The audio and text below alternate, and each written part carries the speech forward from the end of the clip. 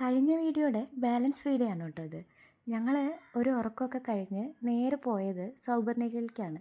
ഉണ്ണിയും ഏട്ടനും ആദ്യമായിട്ടാണ് മൂകാംബികയ്ക്ക് വരുന്നത്. ഗുണ്ടു ഞങ്ങളായിട്ട് കുറച്ചൊക്കെ അടുപ്പത്തിലായിട്ടോ.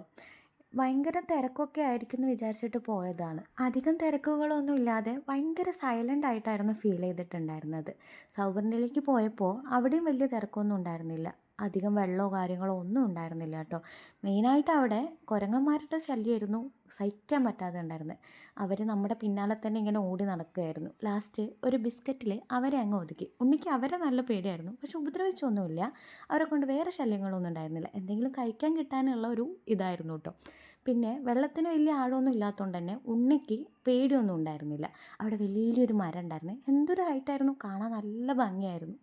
ഉണ്ണിക്ക് നീന്തൽ പഠിക്കാൻ ഭയങ്കര ഇഷ്ടമാണ്. പക്ഷേങ്കിൽ ആൾക്ക് ഈ വെള്ളത്തിൽ ഇറങ്ങിക്കഴിഞ്ഞാൽ എന്താ ചെയ്യേണ്ടത് ഏതാ ചെയ്യേണ്ടതെന്നൊന്നും അറിയില്ല. പറയുന്നതൊന്നും കേൾക്കില്ല.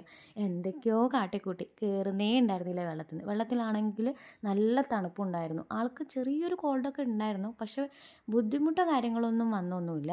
കുറച്ച് സമയം അവിടെ സ്പെൻഡ് ചെയ്യുമ്പോഴാണ് ഉണ്ണിയുടെ ക്ലാസ് പഠിക്കുന്ന ഒരു കുട്ടീനെ കണ്ടത്. അത് ഭയങ്കര അത്ഭുതമായിരുന്നേ. അവരെന്തോ പ്രോഗ്രാമിൻ്റെ ബേസായിട്ട് വന്നതാണ്. പക്ഷേ അവരെയും കൂടി കിട്ടിയപ്പോൾ ആൾ ഭയങ്കര സന്തോഷത്തിലായി. ഒരു 5:30-ക്ക് ശേഷം ഞങ്ങൾ റൂമിലേക്ക് വന്ന് കുളിച്ച് മാറ്റി തൊഴാനായിട്ട് പോകാമെന്ന് വിചാരിച്ചു. അധികം തിരക്കുകളൊന്നും ഉണ്ടായിരുന്നില്ല. ഞങ്ങൾക്ക് വേഗം കയറി തൊഴാനൊക്കെ പറ്റിയിട്ടുണ്ടായിരുന്നു. ഒരുപാട് സമയം അവിടെ ഇരുന്ന് പ്രാർത്ഥിച്ച് കാഴ്ചകളൊക്കെ കണ്ട് എന്നിട്ടാണ് ഞങ്ങൾ മടങ്ങിയത്.